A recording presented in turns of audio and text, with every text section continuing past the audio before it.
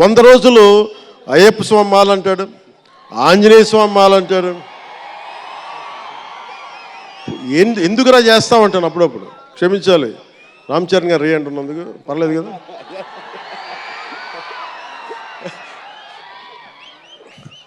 అంటే ఎందుకంటే నాకు బాధ్యత తప్పకుండా ఉండటానికి, నియంత్రించుకోవడానికి, అహంకారం రాకుండా ఉండటానికి దిల్ రాజు గారికి చెప్తా ఉన్నా, మీరు తెలంగాణ ఫిల్మ్ ఫెడరేషన్ ప్రెసిడెంట్ కదా, మీరు ఆంధ్రప్రదేశ్ని చిన్న చూపు చూడకండి. మీరు ఏం చేస్తారో తెలీదు. మగధీరుడు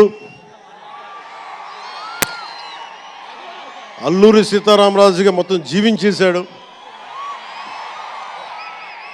అందరి తోటి నటుల మీద అమితమైన ఇష్టం చూపించేవాడు. అందరికీ ఫ్రెండ్ రామ్ చరణ్. అందరి హీరోలకి చాలా గౌరవంగా ఉండేవాడు. సంవత్సరానికి 100 రోజులు మా నాన్న ఏ పేరు మీద ఏం తలుచుకొని పెట్టాడో తెలియదు, కానీ 100 రోజులు సంవత్సరంలో 365 రోజులు కనీసం 100 రోజులు అయ్యప్ప స్వామి మాల అంటాడు, ఆంజనేయ స్వామి మాల అంటాడు. ఎందుకురా చేస్తామంటాను అప్పుడప్పుడు. క్షమించాలి రామ్ చరణ్ గారు రే అంటున్నందుకు, పర్లేదు కదా.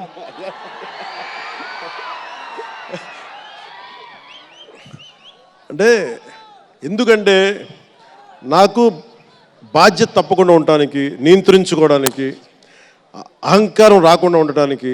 ఎప్పుడు చూడండి చెప్పులు లేకుండా ఉంటాడు. అంటే నాకే అనిపిస్తుంది, కనీసం నేను వేసుకునే చెప్పులు కూడా వదిలేడానికి ఇబ్బంది పడతాను అప్పుడప్పుడు. అలాంటిది రామ్ చరణ్ చెప్పులు లేకుండా మామూలు హీరో కాదు, హాలీవుడ్ దాకా వెళ్ళాడు, ఆస్కార్కి వెళ్ళాడు. అక్కడికి వెళ్ళి ఎంత గుండె ధైర్యం అంటే, నేను చెప్పులు వేసుకుంటా, అవసరమైతే మంచి సూటు బూట్ వేసుకుని తయారవుతాడు, లేదంటే అయ్యప్ప స్వామి మాలేసుకుని కనిపిస్తూ ఉంటాడు. అంటే వ్యక్తిత్వంలో ఎంత బలం ఉండాలి ఆ వ్యక్తికి. అందుకని అలాంటి రామ్ చరణ్ మంచి 16 అణాలు తెలుగువాడు, మా బంగారం, నా తమ్ముడు. ఒక తల్లికి పుట్టకపోయినా కానీ నా తమ్ముడు. ఎప్పుడు ఎదిగే కొద్దీ ఒదిగుండేవాడు. అతనికి మరింత విజయం కలగాలని, అద్భుత విజయాలు కలగాలని మనస్ఫూర్తిగా ఒక బాబాయ్గా కాదు, ఒక అన్నగా ఆశీర్వదిస్తున్నాను. I love you, Ram Charan. I love you all.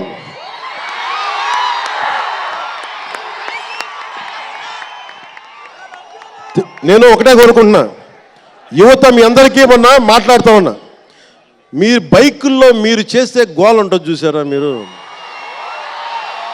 నేను మనం మాట్లాడుతూ ఉన్నా, ఇప్పుడు ఈ ఫంక్షన్ లేదు, సినిమాలు లేవు, ఏం చేస్తారు చెప్పండి. ఉద్యోగాలు ఉపాధి కూడా కానీ టైం పడుద్ది.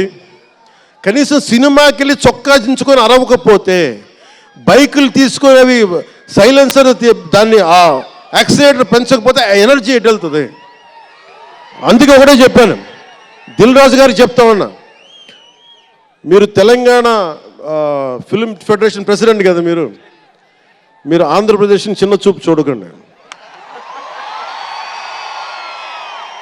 అదొకటే నేను కోరుకుంటా ఉన్నా.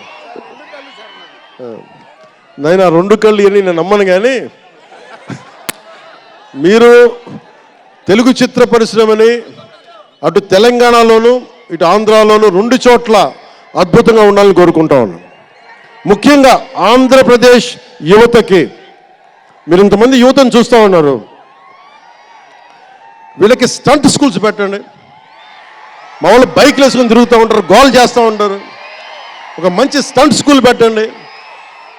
గోదావరి జిల్లాలోనూ, రాయలసీమలోనూ, మా కడపలోనూ ఎక్కడో చోట ఒక 2-3 స్టంట్ స్కూల్స్ పెట్టండి. మా వాళ్ళకి స్కిల్ డెవలప్మెంట్ ఇవ్వండి. మాకు ఒక స్క్రీన్ ప్లే ఎలా రాయాలో మా వాళ్ళకి చెప్పండి. ఒక రాజమౌళి గారు వచ్చి చెప్పండి. త్రివిక్రమ్ గారిని వచ్చి క్లాసులు తీసుకోమని చెప్పండి మా వాళ్ళకి. ఒక తమన్ లాంటి మనకి మ్యూజిక్ దర్శకులు కానీ,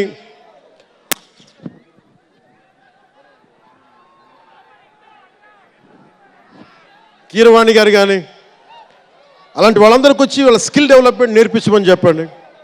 మీరు దాని మీద ఒకసారి ఆలోచించండి.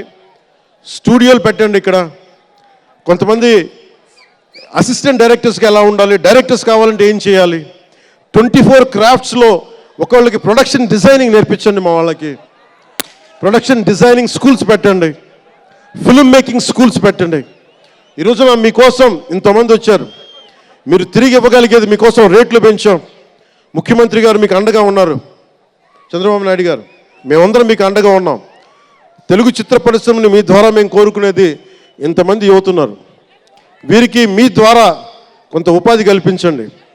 నేను సినిమాని మాట్లాడుతుంటే నేను టీవీని ఎప్పుడు వదలలేదు. టీవీ మీడియంని చిన్న తెర అనుకో, చిన్న తెర పెద్ద తెర ఉండదు. తెర చిన్నదైనా పెద్దదైనా ఒకటే మాకు. సో మాకు ముమ్మిడివరం లాంటి గొప్ప లొకేషన్స్ ఉన్నాయి. మాకు కేరళకు మించిపోయి ఉంటుంది ముమ్మిడివరం. గోదావరి తీరం చూడండి, అసలు మీరు గండికోట చూడండి, కడపలో సిద్ధపటంకి వెళ్ళండి, అడ్వెంచర్ సినిమాలు ఉంటాయి. అటు వెళ్తే మీరు పార్వతీపురం వెళ్ళండి, మన్యం ప్రాంతం అద్భుతంగా ఉంటుంది. మీరు లొకేషన్స్ని ఎక్స్ప్లాయిట్ చేయండి. ఇక్కడ అందరికీ మేము సౌకర్యాలు కల్పిస్తాం. మా దుర్గేష్ గారికి కూడా చెప్తా ఉన్నాను, మనకు కూర్చొని ఇక్కడ టూరిజం డెవలప్ చేయాలి. అందుకని మీకు తెలుగు చిత్ర పరిశ్రమకి ఆంధ్రప్రదేశ్ ప్రభుత్వం అండగా ఉంటుందని తెలియజేసుకుంటూ, మీకోసం ఒళ్ళు ఉంచి పనిచేస్తానని తెలియజేసుకుంటూ, మరోమారు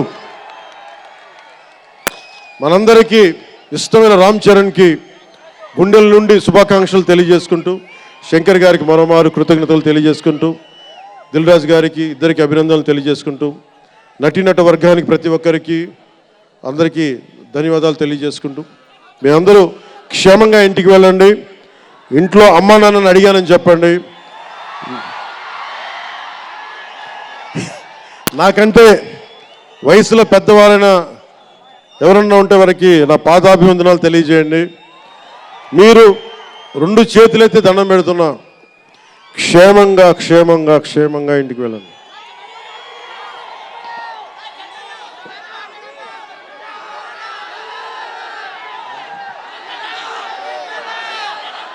మీ అందరికీ మరోమారు ధన్యవాదాలు తెలియజేసుకుంటూ, తెలుగు తల్లికి దండాలు తెలియజేసుకుంటూ, మా తెలుగు తల్లికి పిఠాపురం మంచి సంతోషం.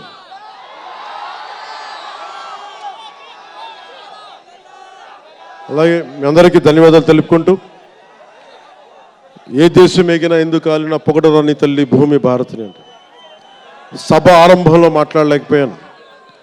నాకు జన్మనిచ్చిన నా నేల నేను దండాలు పెట్టుకుంటూ, నాకు దేశభక్తిని నింపిన నా భారతదేశానికి జై జైలు చెప్తూ సెలవు తీసుకున్నాను. అందరూ క్షేమంగా ఇంటికి వెళ్ళండి. మనస్ఫూర్తిగా ఇక్కడికి వచ్చిన ప్రతి ఒక్కరికి పేరు పేరున ధన్యవాదాలు తెలుపుకుంటూ,